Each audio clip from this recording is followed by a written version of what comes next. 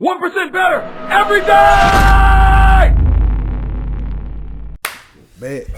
People, what's going on? It's your boy Shondo Blaze, and I'm here with Melly Mail, Process the Mail once again. 1% Better Everyday Podcast. Welcome back.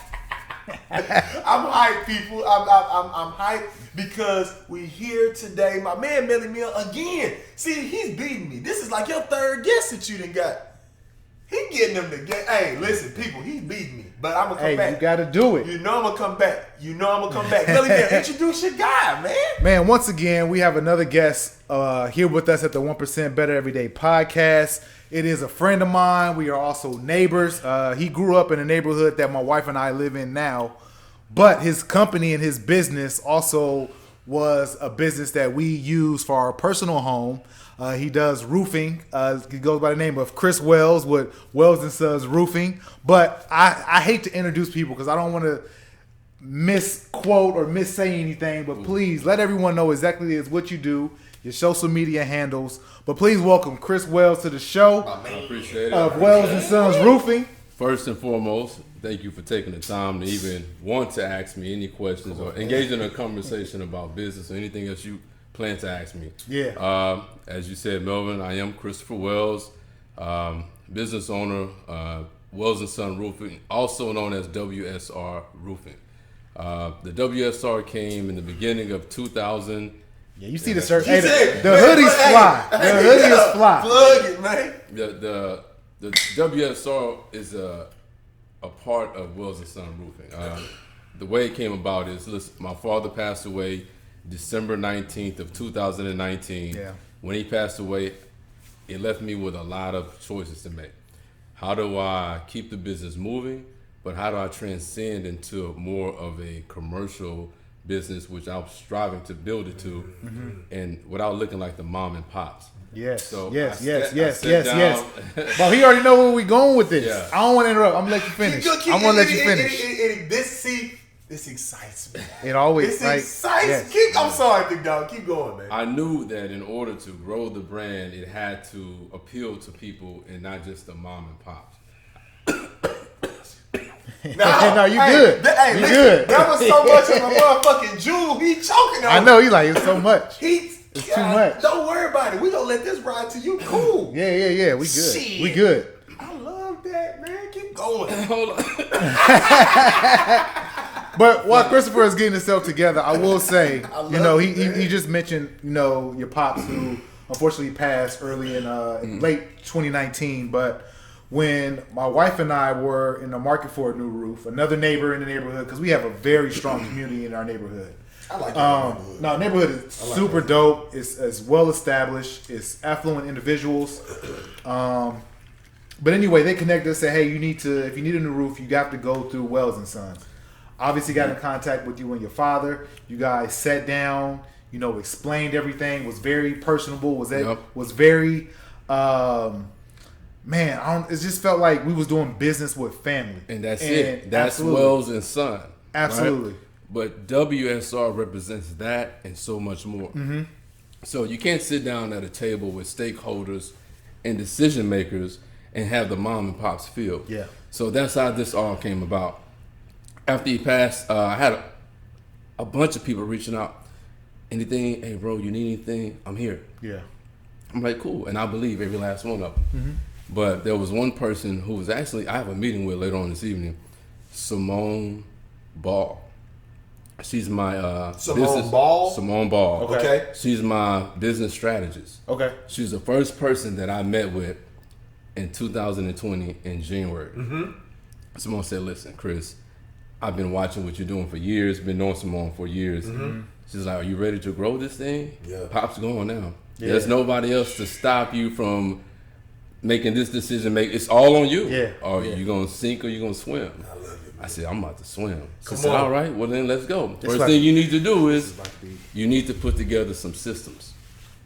Systems are what make a small business grow. Come on, or man. any business Come grow. on, talk the shit, So man. then we start talking systems, and then we start talking about how to manage your business with those systems. Mm-hmm. And once I put those systems together, BS you not, man. This last year was one of the most profitable years we've had as a business. And that's So, in the pandemic. That's in the pandemic. That's in the pandemic. Okay, this is what. Okay. It's so many. We can't pick up all the jewels. Let me take a drink. We got so many ways we can attack what you just said in that short This is amount how of my uncle time. used to do it. Like you trace it down to it.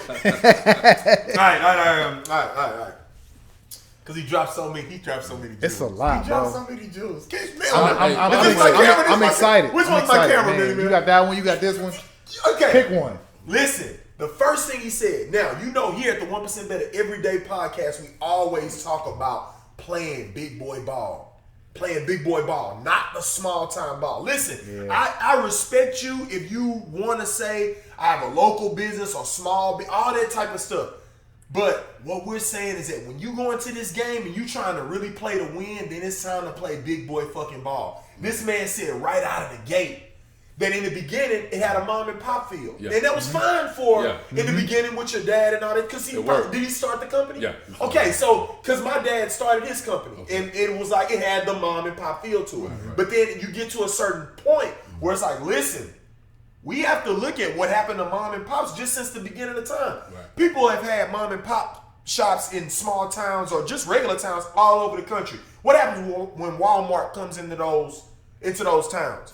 All those ones to go. motherfuckers, they get wiped out. They've First been ones to doing go. business with you for 30 years. As soon as Walmart comes with something that's $2 cheaper than what you used to buy, you out of there. Yep. So I like how you said from the get-go that you wanted to have, and I'm already looking at it. It's loads of construction going on around Houston, by my place in California, and especially in New York.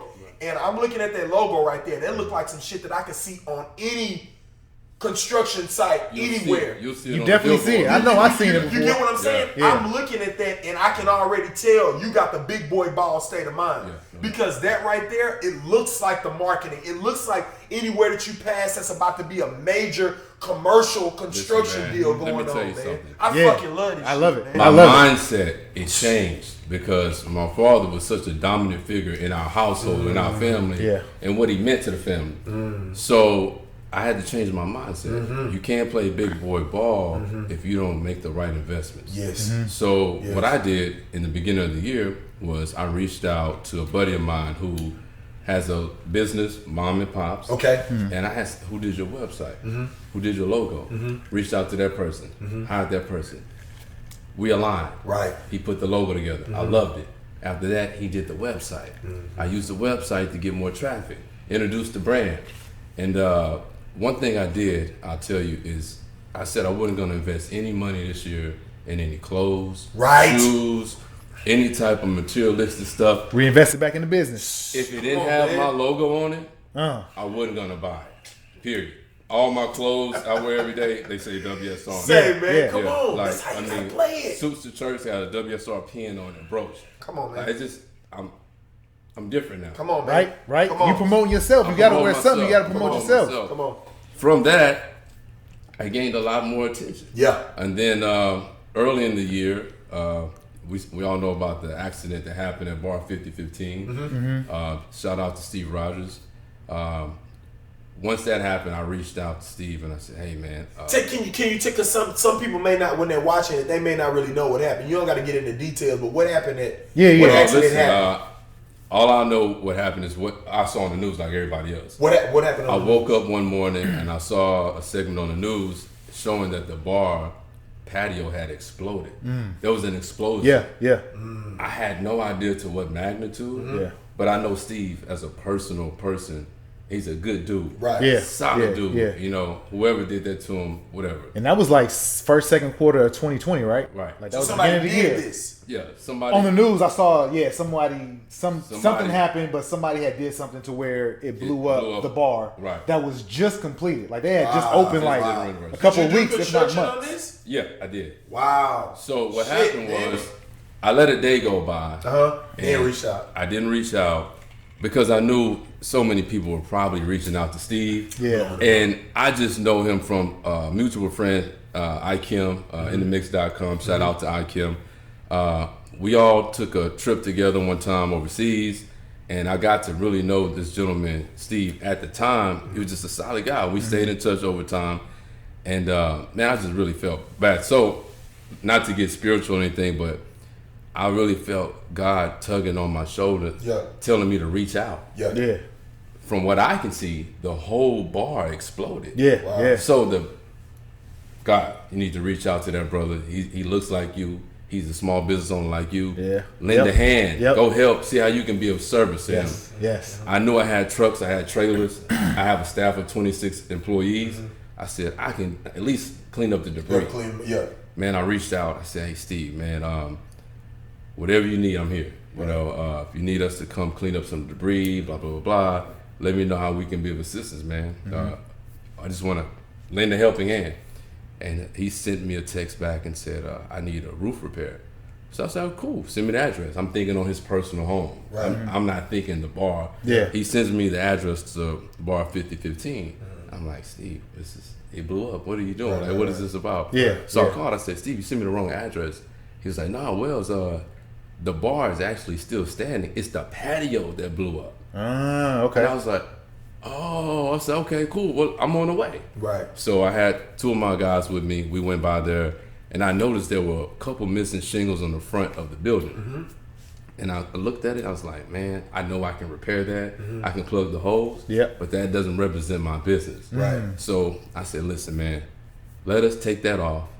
Let's go back with something new, of better value, and this will be on the house, because this is what I was called here to do. Yeah. Time out. Okay. That's what I don't want to stop you, because I like when people have a flow, but we gotta stop it whenever somebody says something and drops another jewel. The man said that now you upgraded him and you did it on you. Right? And that's what it is when you have, when you start, or a business is really part of you and you're really trying to build a brand. You're not thinking about the monetary value of whatever you're doing, because the social currency in that situation is so much more powerful. Yep. Jonah, I think his name is Jonah Hill. He's The the Superbad actor? Yeah. So Scorsese did Wolf of Wall Street. Wolf of Wall Street. Okay, so Great movie. Jonah Hill's fee, may make a few $1 million per film. Yeah. To work with Scorsese, I think he took $64,000 is all his fee was to make that movie or to be in the movie Wolf of Wall Street. Just because I guess it wasn't in the budget to pay the supporting actor, Leonardo and all the other people. You know what I'm saying? He had some heavy hitters in there. He took $64,000 just to work with, because he wanted to work with Scorsese. So when I listen to a story like that, that's what we always talking about. You can't be fucking always looking for what is the dollar amount. Yeah. A lot of times I offer people an opportunity. I'm like, hey, come to LA with me and you could just be at such and such. I'm going to this party. Okay, cool. Are they paying such? If you always asking what the ticket is gonna be, you're gonna miss so many opportunities. The social currency that you just talked about right then was worth $1 million. Whatever he would have paid for that roof, just that connection and what you did right there, that makes your brand even bigger. So I always like to stop and highlight that, because people need to understand, especially black folks. I'm not picking on nobody, but it's like it's always like a what am I gonna get paid type of deal. Everybody's like, what would I get for that? It's like people, when they ask me in LA, like who did you talk to? Social currency. I just know guys, and I get them up directly. And it's like, hey, Shondo, you want to be in this photo shoot? It doesn't pay. Yeah, I'll do that for you, big dog. It's social currency. What he just talked about was social fucking currency. But on top of that social currency, and what I heard, because sometimes I'm in that area.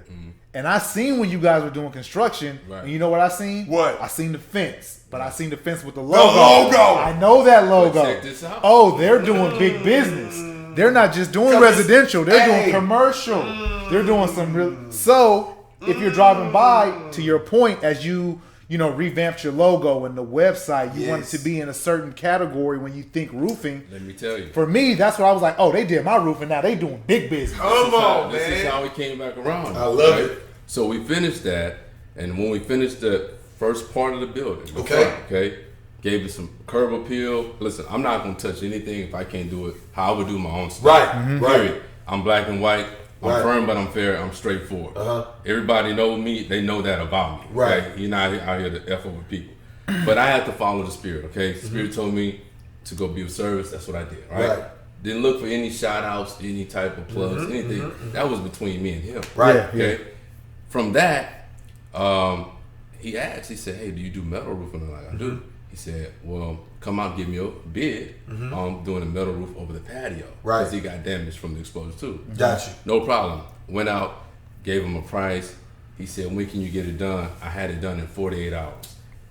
Stroked the check, gave it right to me, right? Keep in mind, this brother is paying all of this out of his pocket at the time before insurance, because he had a mindset and a mission. Right. He knew if he got his property put back together, he can generate business. Right. Get that back. Right? Yep. So, turned out beautiful. Let me fast forward a bit. I put a ladder down at his building because I'm a prideful person. Oh, you put a what down? A ladder. I put a ladder. I came to this bar. I dropped the ladder so we can get on top of his building. I can show him, Like a physical ladder. yeah, Gotcha. so I can show him the work that we did. As we're walking across the flat roof to look down on the metal, we step into a couple weak spots which are almost like holes, Right. which none of us knew about because all we can see is the front. Yeah. So is that all you? Because all you worked on was the front. Gotcha. When we got on top of his building and walked across and saw these holes and stuff from the debris that landed from the explosion, he looked at me, I looked at him, and it was just like, you got to get it done. Right. So now this is turning into something bigger than what I ever expected. Bigger project. So Okay. I'm looking for anything like that. Yeah. Right.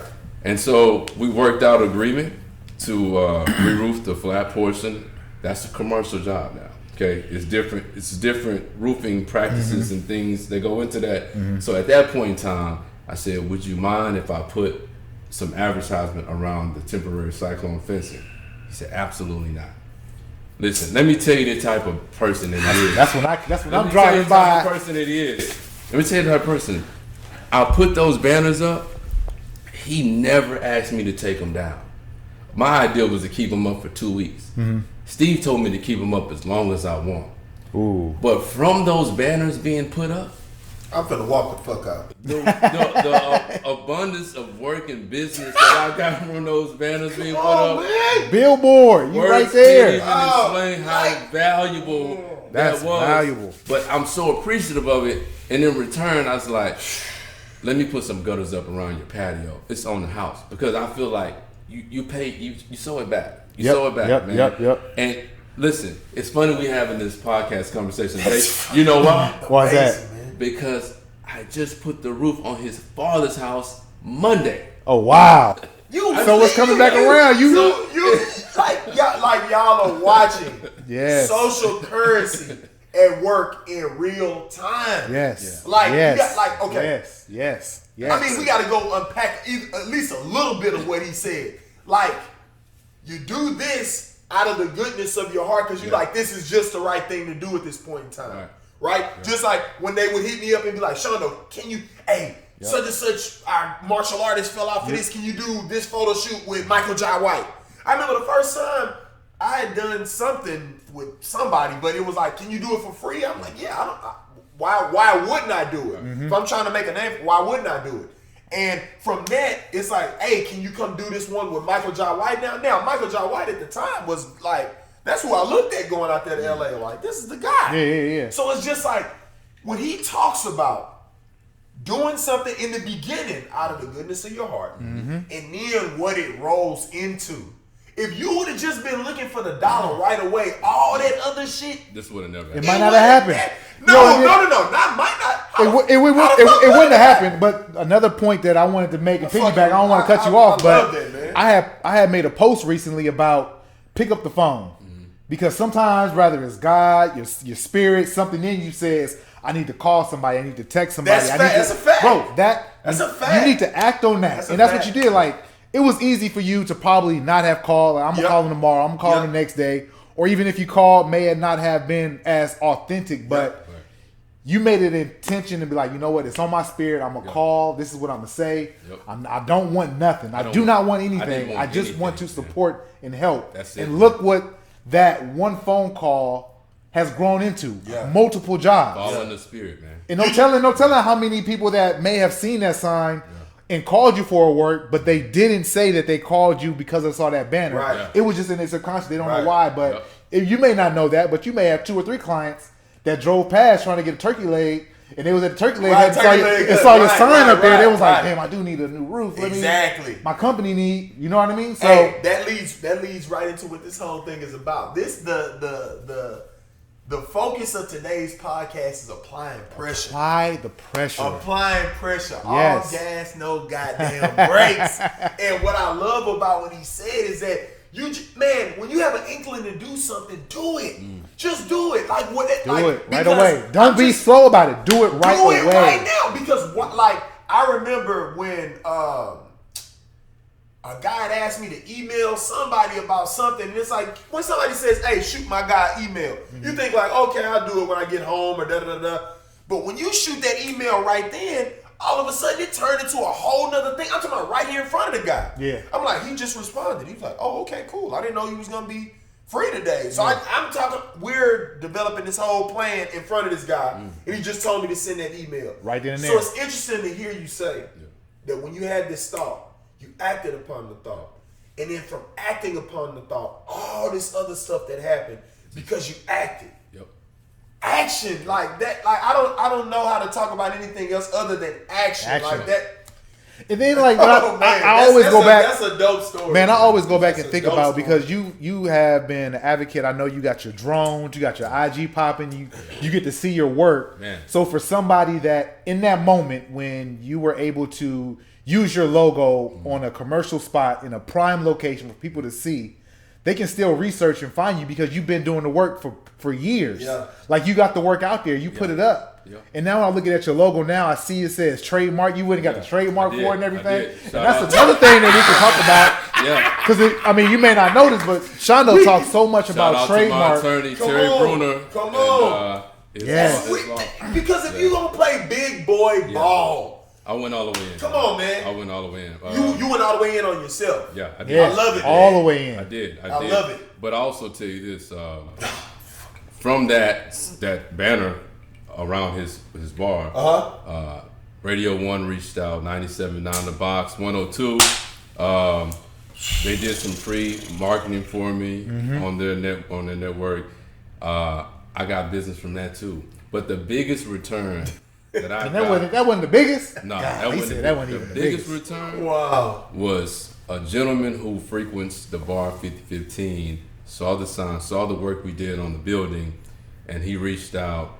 And man, this was probably my best job last year, not from the monetary standpoint, because I didn't make a big profit, but what the job meant was way more valuable to my resume than anything else. So there's a gentleman by the name of Chris Lewis. What's up, Chris? We're friends now. Okay. Chris reached out and said, "Hey, we'd like to have you come by our family estate. Come take a look at the roof, blah, blah, blah, blah." He said estate. It's a different thing. When you say estate, your vision already thought about something. It was, man, listen. Not my crib. Like, come take a look at this. Come look at the estate. Man, I went to this brother's house. His mother lives there. He shared the same story I shared. He had just lost his father. Oh, man. So it was an immediate connection. Yeah. And from that, I ended up roofing the house. I ended up doing a total exterior home renovation. Took all of the existing siding off, put all new siding up. Some other stuff. Man, listen, this was a huge deal. But what was so great about it is once we got done with the total project, the look on his mom's face. Wow. That was worth it all, huh? Man, that was priceless. That was priceless. Yeah, man. yeah. It's just I restored so much faith into what she had, and it was something her husband, rest in peace, had promised her he wanted to do for her. And I felt like I came through and I stood in his shoe. I stood in the gap. Right. Yeah. For that moment. For that moment. Yeah. And in my mind, I was like, my dad and him gotta be in heaven talking about like my boy came through. It was a dope. This 2020 was just a dope experience for me from the growth. You see what I'm saying? You see what I'm We know we go. We talked about this on another show. Hey. We talked about this on another show because my man got me feeling good with you, right? Hey, listen, man. I'm not saying 2020 didn't have its effects and stuff. But listen, man, if you kept a certain mindset and you kept your goddamn feet to the goddamn ground. I'm telling you, 2020 was a dope ass Bro, year. it was bro. the year of the hustler, and I say that It was the year of the hustler, and we talked about this on some other shows, just about how just my personality. I always am going to say it was a dope year. Yeah. But I'm always conscious of the people that may not have had it as good or as great as me. So you kind of say it. But to Shondo's point, if it's dope, you got to say it's dope. If you apply pressure, you apply pressure. I love it. So I love to hear that 2020 was the best year that you guys had on record. Yeah. Which goes to one on record. The nigga said on record. Yeah. How long you been doing business? Since 38 years. Listen, this nigga been doing business longer than I've been alive. You understand what I mean? And he said 2020 on paper, fiscal year wise, is the best that they've had. So you have to understand what's going on here. Don't get tricked off your square. Yeah. Don't be thinking like, oh man, listen, this is the year of the hustler. This is the year of the hustle, or 2020 was the year of the hustler. Yeah. You can still apply pressure in 2021. Apply the same pressure. We talking about applying pressure because I just don't feel like me personally. Time is not real to me. Some other people think time is real. In my mind, we're living in a continuation of right now. You know how people will say like tomorrow, like when you think about it. Is tomorrow really tomorrow, or when it is tomorrow, it's really right now? Yeah. Because you really don't feel tomorrow till it's the right now. Yeah. So so when people talk about years and all that, I'm just like, because think about how people were like, oh, I can't wait for 2021. Well, what the fuck has changed? Like in 2021, that wasn't going on in the last part of 2020. You know what I mean? We live in a caterpillar. You might about to turn into something else. I'm just saying. You're the same. Yeah. We're living in a series of right now. Yeah. So it's just like, if you're living your life in blocks, and I get it. If you work if you work in your schedule is set up like on the day to day. I get what you're saying. You live in the blocks like that, but I'm saying overall, you have to understand we're living in a series of right now. It's like. Yeah. This is the dopest year that you've had. By far.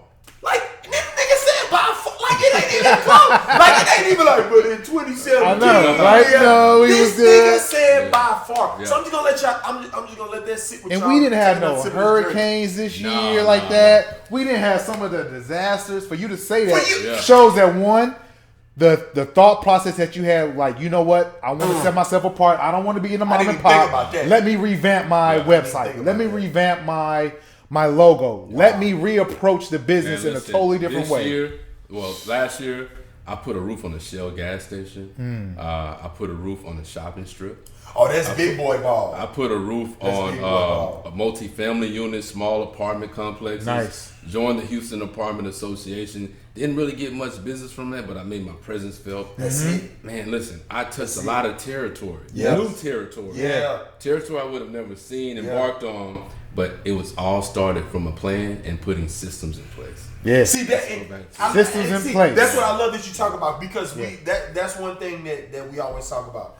As I continue to move up in business, as he continues to move up in business, like the system, like that shit is so, like it's so big, and it's funny that we talk about it because like it doesn't matter who the person is sitting in your seat, or even the person in my seat, or it's a system. It's something that's set in place. If you this tree right here, you move this tree, it's another tree. Right. Like like.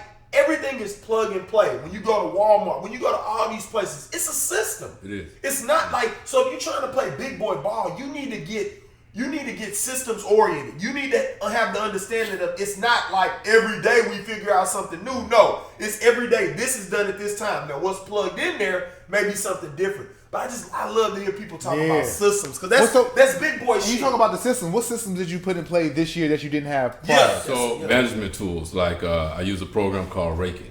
Okay. Raking. Okay. Raking. I don't want to give away everything, but okay, you don't got to give away other tools. You know. A tool called Raking. I mean, that's something anybody can Google and see.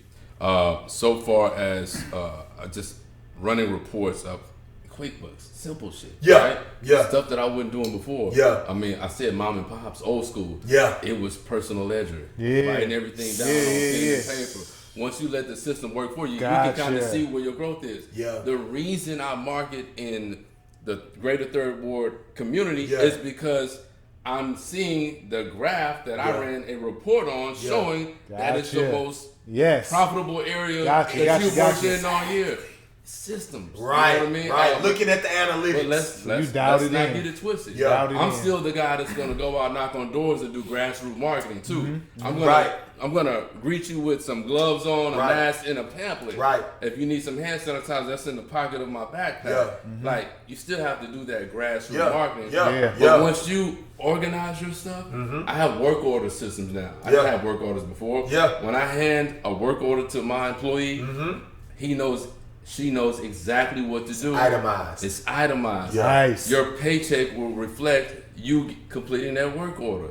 It's systems, man. I'm telling you, man. Systems are so good. Systems are so important. It's funny because like it doesn't matter what you're talking about. You always have the big boy ball mentality with that small time hustler spirit. Like you still want to attack everything, but you do it now with a system. It's different when you attacking shit and y'all writing shit on legal yellow paper and shit. Like, okay, like it's a whole different thing than check your email. Such and such is coming to you, and it's a system of them creating the invoices for you and stuff like that. Bro, look at it this way. Oh, go ahead. If you're in a boardroom meeting with the chair of University of Houston, and they ask, "Can we see how you run your job?" If you don't have any type of system in place, how can you show them that you're the person that's qualified to do the job? You know, I'll be transparent. Beginning of the year, I didn't have insurance on my business. I got it now. I got general liability, workers' compensation. I mean, we have everything we need to do jobs now. And that positioned me to be able to take on more profitable, bigger jobs. Absolutely. Because they need to have that COI. You know, that's what I do. We don't go there. We don't go there right now. I heard this thing about to say. So if you want to do a platinum plane, but you know what's... Go ahead. No. Let's say like the systems is so important because having those systems in place can open you up to actually step back and look at your business and see, okay, what's good, what's not good. What's working, what's not working. It's trackable. But also I heard somebody say this too. When you have those systems in place and your business can run without you being there, of course. One, that's a better work-life balance on yourself. That's a better work-life balance for your employees. But more importantly, who's to say that at some point you may want to leave it to your kids or you want to sell it? If that business can run without you, you can sell. That's worth something. Somebody say, you know what? I want to buy that business off of you because you don't have to be there in order for the business to run. Can I say one thing? No. Go ahead, because I just thought about something as soon as you said that. You heard what he just said? If I die tomorrow, it can still run itself. Exactly. Right? Listen, this is what I want to teach my son. Okay? I bought my son 3 months ago a vending machine. The reason I bought the vending machine, it wasn't a flex on everybody. Of course. So he learned how to do business. Okay. I already know. Put the vending machine up in his barbershop. He goes to get his hair cut every 2 weeks. He's 3 years old. When we go to the barbershop, before we go to the barbershop, we're going to Sam's Club and Costco. Right, so you can we're refill gonna get the inventory. Then we're going to go in there and then you're going to learn how to manage your own stuff. I love it, What man. I want to create from that is an innovative way of thinking or how to be profitable. That's passive income. Now let me move to this point. He doesn't have to do roofing. But when you put systems in place and your business become profitable and runs on its own, he can be a stakeholder in the business and hire a CEO and still get paid. That's what I'm trying to do. That's the game. That is the game. Yes. I'm trying to make him a roofer. I'm trying to make him a business. He shouldn't have to be a roofer. He should never have to be a roofer. Your daddy and you did it. He shouldn't have to do it. He should have to do it. But that's what I'm trying to teach right now.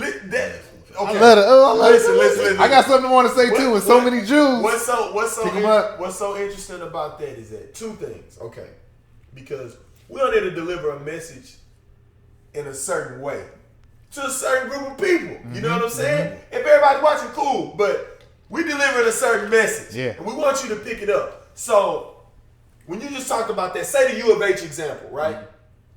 Somebody may not have that paperwork together. They don't get the job or their bid doesn't get accepted or whatever because they can't show how they would itemize or the funds allocation sheet or whatever. Like, what would you allocate this $2.3 million to if we were to give it to you to redo all of the roofs on every building on campus, I'm just throwing something out there as an example. And what they would do a lot of times, they come home and they think that they didn't get the job of because, somebody was being racist or they went with this group. It's like, you got to understand, no matter what fucking color you are, you have to have that paperwork together.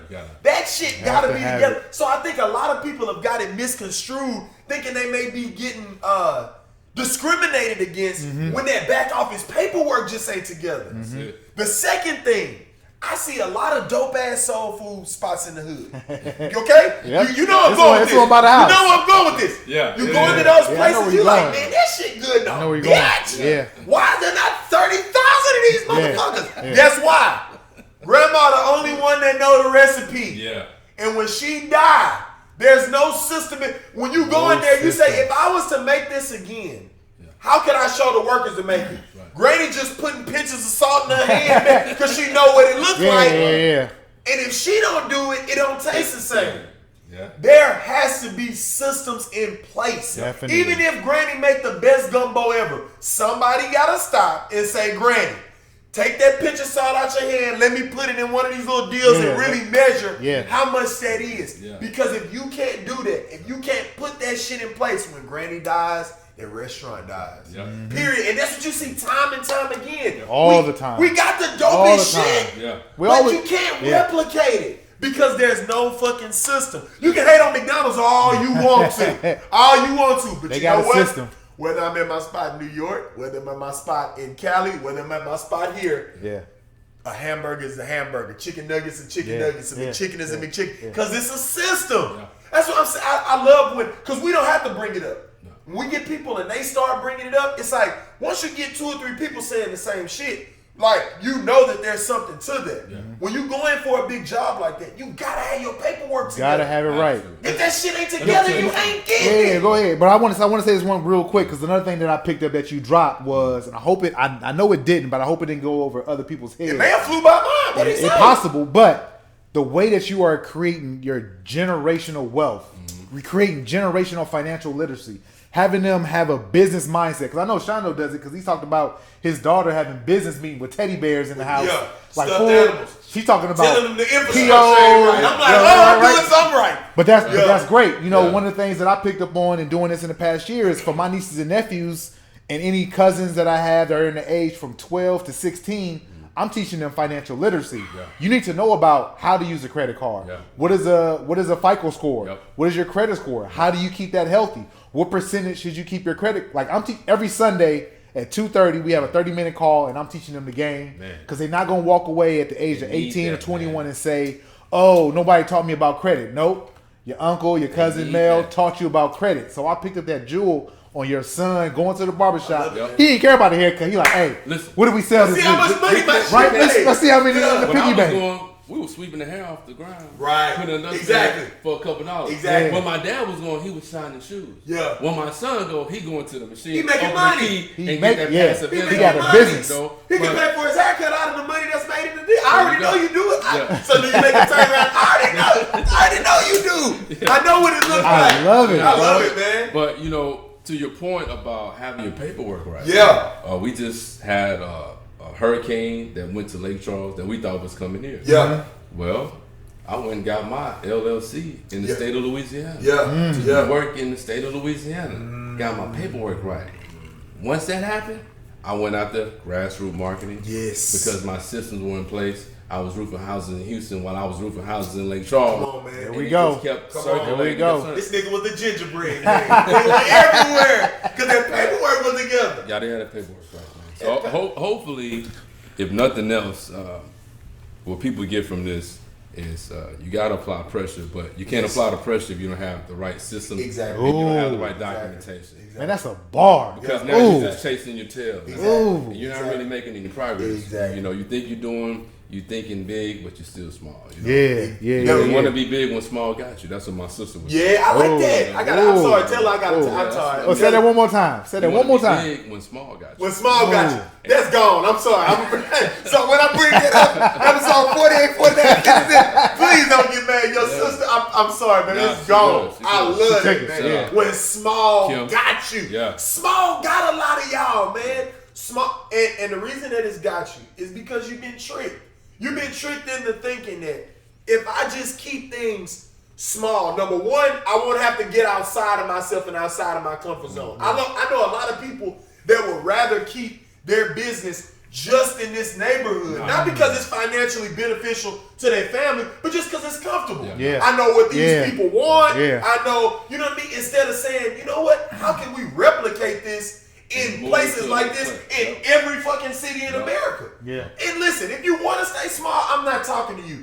But you know, if you really want to go bigger, but you just are acting like the world, and no, the world is ready for you. You just not ready for the world. Absolutely. Because your paperwork ain't together. You know what I'm saying? Especially black folks, because in this day and age, and we talked about this many times again, black owned and shopping black. There's nothing wrong with that. I love it. Right. I shop black. I'm going to continue to shop black. I want to support my community. But at the same time, I want to shop with dope brands that happen to be black owned. Right. Period. Like They we talk can't- with Rich with the cigars. Yeah. Like he thinks big. Right. He thinks about getting his cigars in all different parts of the country. You can't just think black with a universal product. Like it doesn't work. Like you're in roofing. You're not a black company. You're a company. You know what I mean? 100%. That just happens to be owned and run by somebody who's black. Yes. And I feel like a lot of times people get in that mindset where they're like, oh, I'm a black, I'm black. Listen, I'm a businessman. If it's gonna benefit me at the moment, then if that's how we run it, we'll run it like that. But if you're trying to do business is not just here. Business is everywhere. So you can't have the mindset of, oh, we're just here and we're sectioned off here. Because I'm telling you, when somebody says local black business, no disrespect to you, but does that sound big to you? Sounds really I'm just saying, does that sound like somebody that if you drop them in the ocean could compete? It just doesn't sound like that to me. Right. And I just want people to just have the mindset of, if you're just a business that's owned by black, fine. But if you're like leaning on that just so it's like, I know my people gonna fuck with me because it's a black bitch. Yeah. I think you playing the wrong game and you're making a mistake. You gotta open up. That's just me. Put the system in place, and then now you can go to Louisiana. Now you they can do got gas LLC stations. in Louisiana. Tell them what was the purpose. Because we talk about how to form LLCs all the time. Talk about how to get on the Secretary of State website formula. Right. But tell them why you formulated the LLC in Louisiana when you knew that the hurricane was happening in Louisiana. Because you got yours here. Yeah. So unlike Louisiana, in Texas, you don't need a license for roofing. Okay. In Louisiana, you do. Okay. So I wanted to make sure that nobody would approach my job site and question or stop any of my employees from working for not having proper documentation. Okay. So forming an LLC to me was very important, if no other reason for that alone. Right. But also when I get ready to file taxes against the business, I want to be able to file my taxes in Louisiana and in Texas as well. Yep. Right. So I just want to keep everything on the paper. business right. Keep the business Absolutely. right. The rest will come. Now, we talked about a lot tonight. I want to touch on one more thing. Go ahead. It don't have to be the last, but it's let's go. Go, talk. I just, like I said, we stopping you because, like, sometimes when people are looking at stuff, they may just be watching for the entertainment of, oh, they gonna say something. No, we want to stop it because you're dropping a lot of fucking jewels. If we don't stop it and say this nigga formulated an LLC outside of Texas because he foresaw like this is going to happen. It's one thing to have the LLC here, which okay, cool. But he was like, okay, I know they're going to be affected by it, so let me form the LLC. Let me get on the Secretary of State website, form the LLC for operations in Louisiana, because I know that's going to come. Get the license and everything. It is. Every year, it's Texas, Louisiana. Texas, Louisiana. Now you got another. I have to wait. I can just go now. You good. You good now. I'm going to go. But what I want to touch on, listen, man, it doesn't matter how profitable 2020 was for me or anybody else. I think what I learned at the end of the year was to give back. Right? And when I did that, that brought about another blessing that I didn't even see coming. But I didn't do it for that. So, you know, I was raised up very spiritual home, Christian father, Christian family. Yeah. Dad was a deacon, superintendent of the Sunday school. Gotcha. Like, he was that. Right. Yeah. Next to Jesus. Yeah. But what I've always seen him do over the course of my life was him give back. He was a big giver. Okay. Kids would show him their report card because they knew Mr. Wells was going to acknowledge. He gonna break you off. He gonna break you off. Bro, you showed me a video. I don't want to cut you off. You showed me a video of what you guys did for a toy drive. You gotta play a piece during we tried to play a piece of that for you guys, but you showed a video really cool. During the day that he passed, and you guys did a toy drive at an elementary school local to Houston. Mm-hmm. But there was something that you said that he had said about something that you do in your presence or in your absence. What was that quote that you said? So the quote actually came from a pastor who visited our church in 10. Okay. And this is something, it was a sermon, one of the last sermons my dad and I were able to hear before he passed. And it was something that resonated to us so hard. Yeah. And we fixed our mind around that, like, that's what we live for. And the quote that you're talking about was, if your presence doesn't make an impact, then your absence won't make a difference. Yo! And listen, that hit me when I saw that. I wrote that on my chalkboard, whiteboard. I have it all over the place. Cause say it again. If your presence doesn't make an impact, then your absence won't make a difference. Nobody's gonna remember the person that made no impact. Yeah. What impact are you making while you're here on this earth? What are you doing to sow seeds in everybody else? You know, is it a podcast? Is it the roofing business that lends a helping hand? Like, what are you doing? Right. That's what's going to carry you on to the next chapter. Right. This year, man, listen, that toy drive you spoke about, that was everything. It was God. The video was good. Let me tell you, man. So what people don't know is this. My father ran the procurement for the city of Houston for 18, 19 years, close to 20, okay? He served during 3 or 4 different mayors' terms. Once Mayor Turner came up for election and was elected, Mayor Turner personally, I never forget to ask him, hey, can you do this during my term?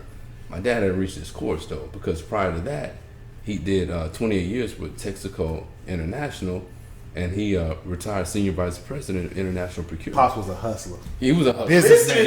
He Businessman, was a hustler. bro. He was very business. From all of that, though, he gained a lot of respect from people in the city.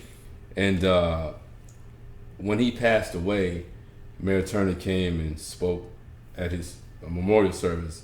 And he gave him a proclamation for the day of December the 19th as his day in the city of Houston. Yep. That's so for a man that meant so much, Houston. And gave so much, I said the best way to acknowledge and represent this day and honor it is to give back. Right. So this year, on behalf of WSR Roofing, we wanted to acknowledge Calvin D. Wells Day and give back. So my sister and I, shout out to my sister again. My sister and my mom, they're my rock. Period. Right. My sister and I got together. She reached out to the wraparound specialist for Cashmere Garden Elementary School. Okay. We put together a toy drive that was phenomenal. It's the first time I've done anything like this. Yeah. And it was nice. We were able to give toys out to 468 kids that most of which didn't have a Christmas, didn't know where toys was coming from. Wow, the man. mayor came out. 468 kids. That's a lot of toys. Listen, man. Superintendent for HISD came out. Bishop James Dixon came out from Community of Faith Baptist Church, and they just came out to show support. And man, that was huge, man. That was huge. When I left there, man, I had goosebumps and hairs raising up all. But if your presence doesn't make an impact, then your absence won't make a difference. And he made a huge present. I talked about a little bit about my wife and I when we first met you guys, and you sat at our dining room table and gave us the quote. And just speaking about your dad, because I know he's here with us. I know he's here with you every day. But you know, he made a point, because our neighborhood that we live in is an older black neighborhood with people that are in their 60s and 70s. And we were young. We were in our 30s coming in. And your dad was so proud to see my wife and I come into the neighborhood, some youth come into the neighborhood. But yeah, absolutely. But he was just proud that we were doing. Right. We were actually doing. We were trying to make a difference in the neighborhood. We wanted to be the next insurgents of youth coming into the neighborhood that I'm pretty sure the deal that we got, because I really honestly don't remember how much we paid, but I know it was a deal that nobody could ever get ever. Right. But your dad was such a force, such a light, such an energy. And I remember even when he was writing down numbers, I know you was in the back like, bro, I think we losing money. We in business. We not even we have product. So I'm like, wait a minute, I still want to make sure you guys are good. But the point that I wanted to make, but he always wanted to make an impact. He always wanted to let his presence known. Like, hey, yes, this is a business, but I want to make sure you are all right. I understand that you guys we wasn't newlyweds, but you guys are in our neighborhood. You guys are doing stuff. You guys are working individuals. I want to help you out. I want your house to be beautiful. It is amazing. And he looked out for us. And that was him. Like, in that small, call it 2 or 3 week interaction that we had, he made a difference on us. So even like when his passing came, that hit us hard. I mean, his picture is still up on our refrigerator today. That's dope. Because he made an impact. Listen, let me tell you. And even when he's not here, he's still making an impact. So you even having that phone call, I think you called me 2 or 3 days before that event happened. I was out of town at the time, so I couldn't make it. But definitely just to know that, one, you had a vision to honor him in a way that he would respect and love. And he had a smile on his face looking down like, he's doing what something that is close to me. But also to hear that you did it with no expectation, but business may have come out of that is a positive. But it's not. You wasn't looking for business. Anytime you're not looking for something, it's gonna come to you regardless. Like when you're doing shit the right way, it's gonna come back to you. Let me tell you, man. Your integrity is keeping your word and doing what you say you're gonna do. Yes. Your character is built on doing something for someone who can't do anything for you in return. Of course. All right. So I did that. That's my character, right? My integrity is telling these people, I'm going to come here on this day, this time, and do it. And showing up. That's what this business was built on. Your integrity and your character. But at the end of the day, man, if you out here and you having all the success, what kind of life is that to live? Right. If you're not helping somebody else to get along the way. Yeah. And that's what he was really about. So we wanted to honor that day in that great way because that's what we knew he was about. Now, I can't let you get out of here without acknowledging how humble this guy is right here. He ain't gonna tell you everything right now on camera. But let me just tell you, when Melvin and his wife signed that contract, right, I felt a connection with him, okay? I knew this was bigger than any profitable game. So he mentioned something about doing some siding work, whether it was with us or anybody else. I knew he had to take down the existing siding. Right. Man, I came to his brother's house. We was out there on a Saturday. We was going to work. We was. We was going to work. Got us some lunch, brought us some gallons. I never forget that. Like you remember? I remember too. I remember. But let me tell you where his character showed up at. Man, listen. Once we got done with the job, we roofed this house and everything. The man stroked us a check. I ain't gonna say how much. It was significant. Right. But he put an extra $500 on the check. Right. Just to say I appreciate you. Right. That's what I want to teach my son. Right. Who does that? Right. And someone his age to have enough respect and just know that these guys gave me a good deal. They went the extra mile. I'm gonna bless them paying for it. We need more stuff like that. We need more people like that. Because I took that $500 and I sold it in somebody else. Because I wasn't even expecting it. I wasn't even expecting it. So I sold that in somebody else's life. Bless them. Let them bless somebody. I appreciate you. I don't remember. I remember that I did something. I don't remember what the dollar amount was. $500. That's a lot of money, man. That is a lot of money. You guys did phenomenal work, of course. Obviously, you guys did phenomenal work, but it was a pay it forward. It was. I know that you guys went above and beyond probably what you normally do. Actually, you guys didn't. You guys always gonna do great work no matter what or who it is because your name is behind it. And you're gonna make sure you do it. But just the love that you showed, the love that your dad showed, the professionalism that you guys showed to us, it was like, how could I not? But again, that is something that was instilled in me from family members, just making sure that you pay it forward, make sure that you know, when somebody do you a service, you can do a little bit more. So Let me read something. that Can I was read something nothing. to y'all? That was nothing for us. I'm gonna read some to y'all. It's your flow, man. Listen, this just happened. I don't want people to think we just out here talking smack and don't really mean what we say. I stand on everything I believe. Okay. There was a client that contacted me. This says what does that date say right there? This says what? Saturday. Okay, what time? 1:33. All right. So this is what happened. I had a client contact me. She was referred from somebody else. Okay. She needed a couple repairs done to her roof. Okay. Okay. I sent my technician out there. He went out there. He surveyed. He inspected the roof. Mm-hmm. He radioed back to me what the repairs necessary are. Okay. It's a $325 repair. No big deal, right? Yeah. $325 to fix your roof. Yeah. Who not gonna do that? Yeah. Right. Minor repairs. I called the client. I expressed to her, this is what needs to be done. Mm-hmm. If you don't do this, it's probably going to get worse. And Right. then you're going to be in a tough situation. She said, More. well, does it have to be done right now? I said, well, my guys are there right now. I normally charge $325 for this service. Right. Mm-hmm. But if money is the issue, just give me $250. At least I know that'll cover it later, Right. okay? She paused. And then she started crying. And I was like, oh. She said, I'm sorry, I just don't have it. Can you take one? I said, nope, I don't even want your money. You know, everybody's going through something. Yeah, We yeah. talked about the pandemic. Yeah. I said, I don't want your money. Listen, so be it. We'll fix it. Don't worry about it. So then she texts me at 1:33 on Saturday. Her words, and I quote, I'm overwhelmed and overtaken by your kindness. Thank you. Please send me a business card or something so I can share across social media. Please, all caps. And please forgive my unprofessionalism. It's just a lot to take on lately. I said, I'm not going to say her name. Blank. Right. I'm a Christian before anything else. I can feel it through the phone that it was something troubling you.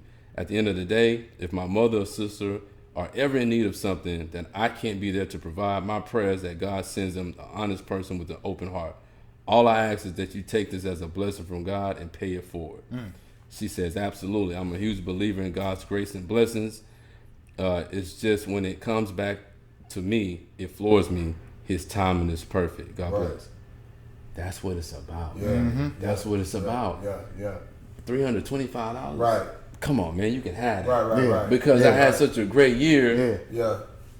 Like, I know where the great year came from. It Yeah. came from me doing good deeds. It came from me sowing into other people's lives, Yeah. man.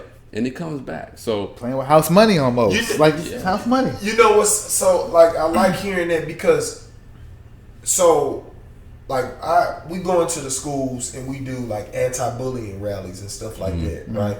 So from the anti-bullying rallies, we developed a kids cartoon that'll be on Amazon Prime and all that type of stuff, and it's focused on kids building confidence. And the crazy part about it is when I would go into those schools and like see those kids, good kids and stuff like that, but just missing that little like that nudge, like to get more confidence. And when you would watch somebody get it in real time and go from that little kid that was just like sitting over there and didn't want to say a word, and I get them up and get them physical, then I come back and visit the school just say in 6 months or like the next semester, and this kid is a totally different kid, and the teachers would be like, hey, that day when you came in here and y'all did that anti-bullying rally and you made him go up there and do spinning kicks and push-ups in front of everybody, that turned them all the way on. Yeah. It's like, you talking about a maybe 10, 15 second interaction with somebody. Right. So you never know like what type of like very small, it's small, probably small to you as far as like, just let them handle it. It was small to me because I'm just picking somebody to come up there. right. But this turned this kid all the way up, and it's been several of those across the country. It's like, so I completely get what you're saying, man. Like when you do something, you don't know the impact that it's having on somebody. You just doing it. Yep. This lady did. Yep. She was out of work. She lost a job. I believe it. That's a lot of people. And 175 that she offered was a stretch. Right. Keep that. Keep Yeah. it. Keep that. I'll pick that up on the next house. Yeah. You know, and And that's all I have to do.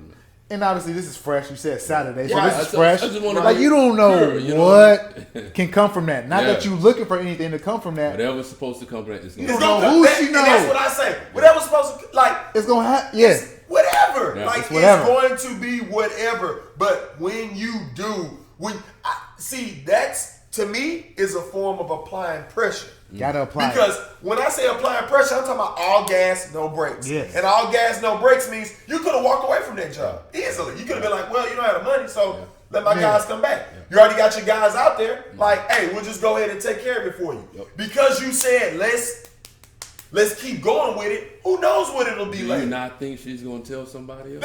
And then guess what? The way she explains it isn't just gonna be, hey, yeah, WSR came out and just. Oh no! It's gonna be all kind of sauce on that. Oh, I'm sorry, she's a black lady. I'm just asking. I didn't see her. You didn't know, but I'm assuming she's a lady though. Yeah. Let me tell you something about when ladies are on your side. Oh my God! They're putting sauce when on it. ladies are on your damn side. Yeah, they gonna make you. Man, I've heard ladies describe me. Like I heard a lady's voicemail that she sent to another lady about me. She was like, "Yeah, you need to get this from the." She was like, "Let me let you hear the voicemail she left." I'm like, "Cool." I'm in the voicemail. I'm 7 feet tall. Yeah. I'm like, oh, like this lady talked me up so much. Yeah. It's like I'm not even okay. Yeah. But so when you did that, it's like it's the same thing when you put the stuff outside around the guy's spot. Yeah. It's not.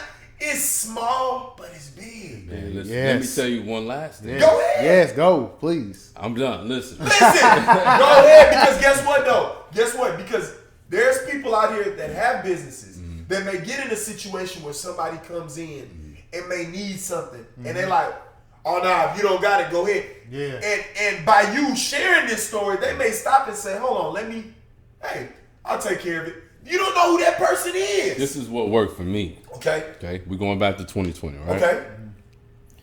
I hired all women. Okay. Oh yeah. All women. That's a smart thing to do. Not because I'm some single man gigolo trying to pick up that ain't my thing. Women operate the best when it comes. Listen, you like if you got businesses out there. I'm just telling you, women's attention to detail, their ability to get it done, follow through, is second to none. There's a reason why lion prides are made up of predominantly lionesses and the 1 or 2 knucklehead motherfuckers that's there. Like, women are amazing when it comes down to that. I have a woman that runs my day-to-day operation in the field.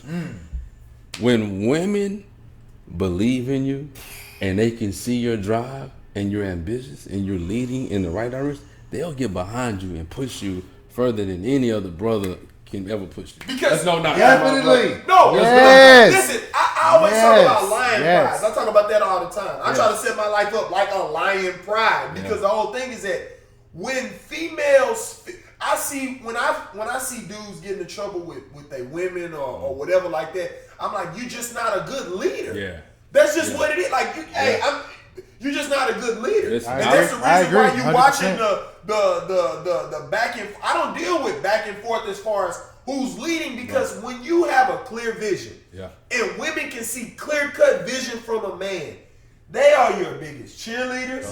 They're your greatest employees. Now, it's just now let me share They something. want to see you win. They want to see you win. Yes.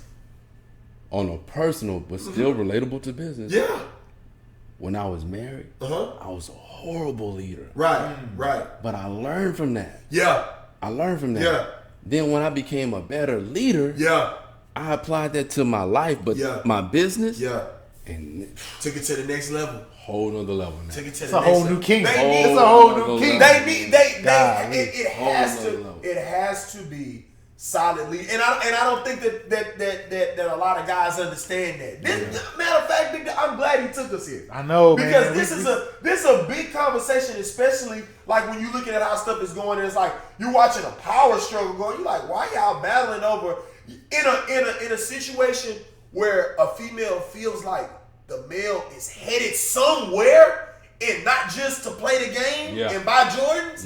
I'm sorry if you do that, but I'm just telling you, if you don't have a clear-cut vision of where you want to go, if you can't sit down and itemize, I'm trying to do this, and this, who the fuck is she gonna get behind? Not you. Why the fuck would I like? So of course I'm gonna argue with you on who run this shit. Straight up. You don't have a clear-cut vision of who the fuck you want to be. Yep. So before I would give a fuck about any of that outside auxiliary shit, I'm trying to understand and get a clear-cut vision of what Shondo wants to do. This man had a clear-cut vision of what he wanted to do. So any woman that comes into the fold, it's all gonna be, let's get behind this man. Yes. Let's push this man. Let's get him. Like women that want to see you win will get you in the fucking doors that you couldn't get into. A la Jay-Z and Beyonce. I'm just saying that may have been the smartest. But even in business, like when your business mind gets into that mind frame, your personal life is a residual, and that accelerates. Yes. Rather, if you're not married and you're out there, you start attracting women you probably never thought you started to attract, because they can sense it, they can smell it. Like, oh, he's different. Oh, I need him. Something wrong. This motherfucker going somewhere. Absolutely. Or if you are married, then your wife or your girlfriend would be like, you know what, like, hey, what we gotta do next? Or she might start thinking like, what's my business? I gotta exactly. Why am I not? I gotta keep up. That's what you want to make. But it like. it helps. Yes. It helps the household so much when the male is in their own. They know what they're doing.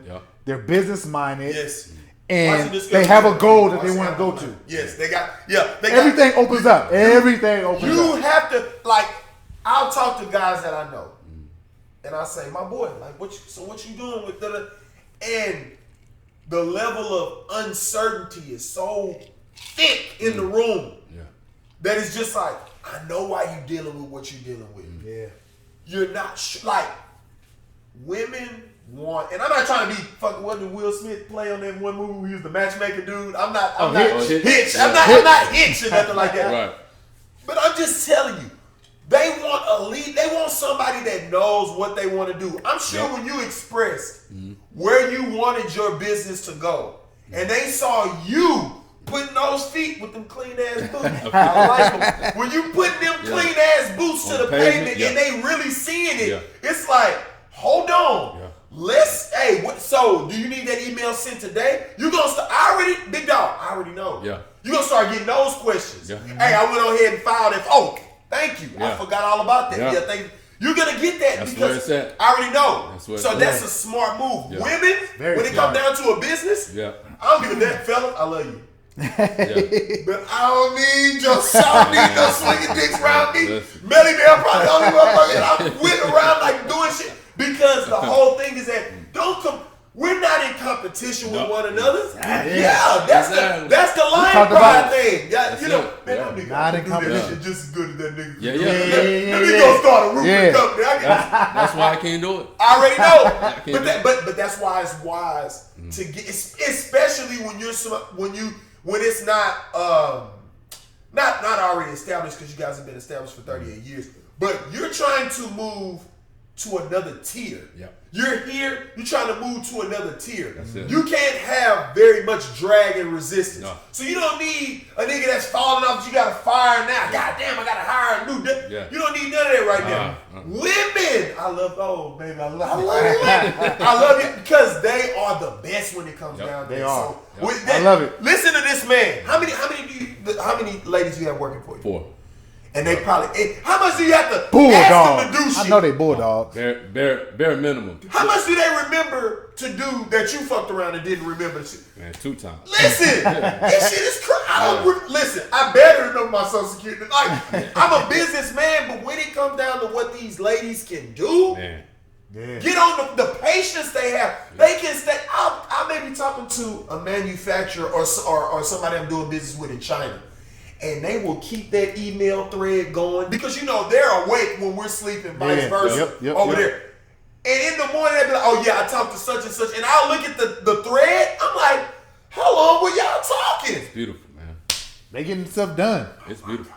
Man, I love it. I'm gonna give every woman a kiss on the cheek when we go downstairs. I know you're gonna do it. Oh man, that's a beautiful. I'm glad you said that, big dog. Man, this was a great episode. Man, I appreciate y'all having this. Man. Come on, man. I appreciate you. He told me about you, and I said, man, that's like, because what I always want to talk about and I always want to show is that, hey, like we niggas sitting in the barbershop, in the kitchen, in the living room, whatever.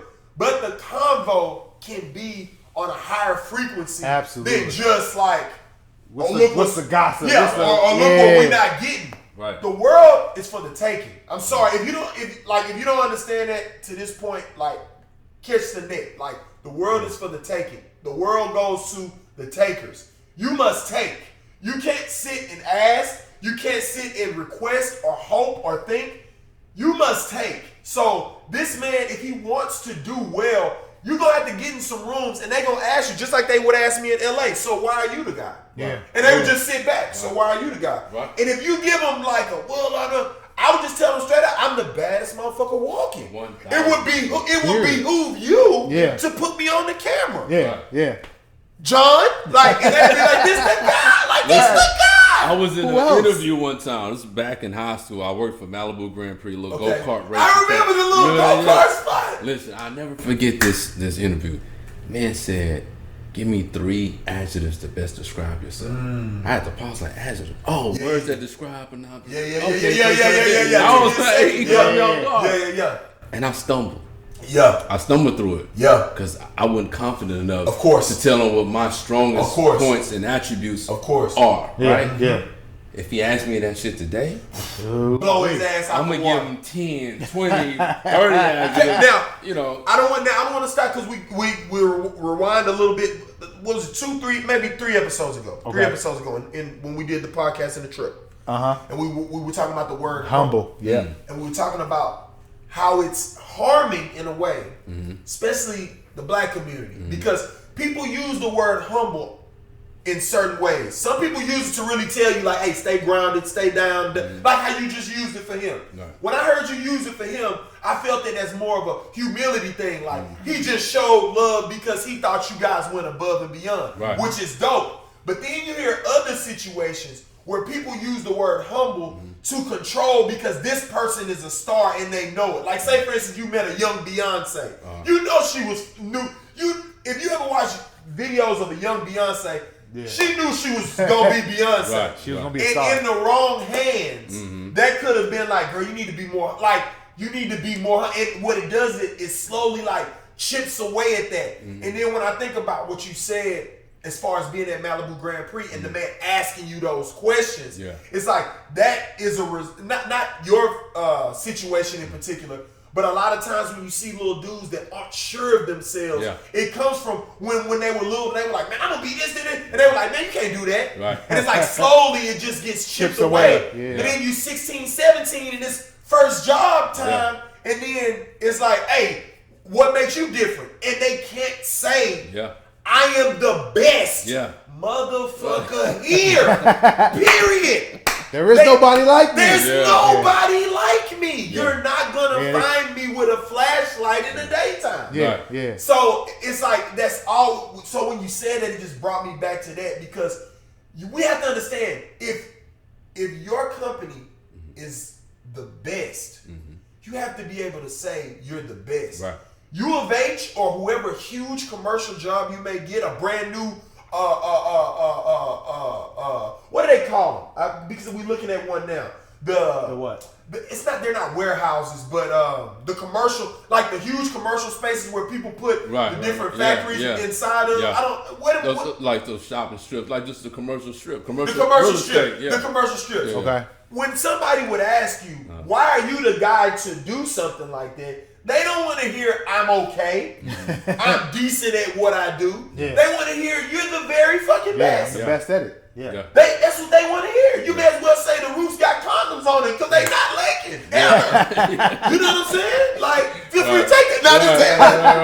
But no, I'm just saying, so it's like people get in this. They have to fight what they've been raised. You've been raised to be suppressed. You've been raised to like, hey, don't say what you can do. When you get in the room, they don't ask you. Especially in the black community. And that was what I was saying. Yeah, we touched on that a lot. You get somebody that's saying you're too confident. Well, how is that a problem?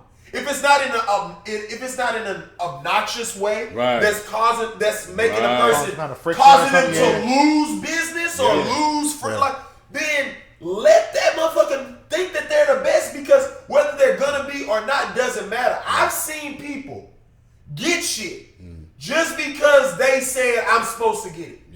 I'm talking about I done seen dudes that's okay looking get some of the baddest women on the planet. Just because they were like, shit, I'm supposed to have this girl. I want up. You get what I'm saying?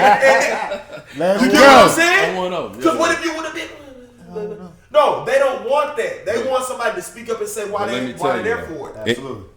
To your point, you know, I was driving one day, 610, exited Ella, and I saw a guy holding a sign up. Okay. I'll never forget this. It's great to be confident in all of that, right? Yep. But it is important to be humble because this guy was holding the sign, and he didn't look like the typical homeless bum. His sign read, "Be humble or be humbled." Yeah, Mike. I don't want to be humble. No. Mike Tyson says that. I want to be humble. Yeah. I don't ever want to forget my confidence, but I don't let that drive me to become arrogant. No, and then have to fall from and grace because I was so fucking confident and arrogant. And that, I don't ever we talked want about that too. So that's why I always, I'm confident in it. No, but that's what we always talk about. It's like, it's a very fine line. You know what I mean? Now, if you're arrogant at the point of being obnoxious, that's a whole nother thing. Different one. That's a whole other thing. But like when you look at it, just say if you're looking at the numbers of it, because you guys know numbers, but probably better than I know numbers. But when you're looking at the numbers, I think a lot more people are being affected by a lack of You ain't lying. than an overage. You ain't lying. You know what I'm saying? You ain't I'm lying. thinking because when I'm looking at these dudes, I'm like, my boy, you very talented. Like, why haven't you already started that? And it's like, on the outside, he buys the clothes to make it appear that he's confident as fuck. Yeah. But really, these are just things to compensate for the fact that he really don't want to get out there. Right. It's like when I first started MMA. The people that are talking, you're burning energy. I'm not talking at all. When I started fighting, I saw the things that you needed to dedicate energy to and the things that you didn't. That's why if I fought a regular person on the street, they would probably get tired before I would. Not because I'm any more conditioned than they are. It's just that their mind is thinking about a bunch of shit that don't matter. In combat, certain shit don't matter. Your mama don't matter. Me losing this fight, none of this shit matters. Me whooping your ass matters. I'm just saying. So I can fight a bunch of niggas in a row, whereas most people will fight one nigga and be out of there. Because they thinking of so much at the same time. I watch so many dudes that I know are fucking talented, but they will never do anything because their real confidence to bet on black, which is themselves, is never there. Never there. And I'm like, damn, bro, you look fly in the mother, you fly in the road every time. But guess what? That nigga drive a forklift. You know what? You know what I'm saying? Like you drive a forklift, like love to you, but that 1,300 or whatever you get a month, like. Either that go to J's and because I'm just saying, like, this is what you see, like the niggas that's all in these, like, this is what you see, and you seeing niggas that drive forklifts and all that. And there's no knock on niggas that do that, but if you know you got more in the tank, I don't gotta say much more. Right. Facts. You living in your reality of driving that shit around, knowing, bro, I'm really thinking about starting a podcast or whatever the fuck you talking about doing. But why are you not doing it? Because outwardly, you confident as hell. If I look at your clothes, I'm like, man, this nigga look like he got it together. Right. But if you sit down with him, it's like, bro, why haven't you started that? An LLC is cheaper than every shoe we got on. Listen, man, people ask me what I want for my birthday. Shit, buy me some leads. You know,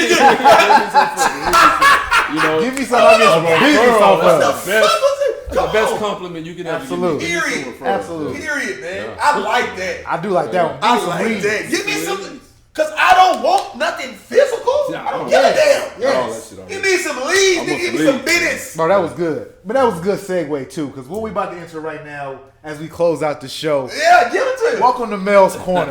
Mel's Corner, where I like to highlight local businesses that are doing positive things, things that I purchased, people that I admire from a distance or from close up. But today I want to highlight Radical Dream Pens. You see I got mine here, got the little Jordan. So they make lapel pins, patches, things of that nature. I'm gonna let y'all. Can they make them custom? They might be able to make them custom. I don't know. But here we got a couple of so social media. It's Radical Dreams with an S. Radical_Dreams_pins. I put it in the link below so you guys can go check it out.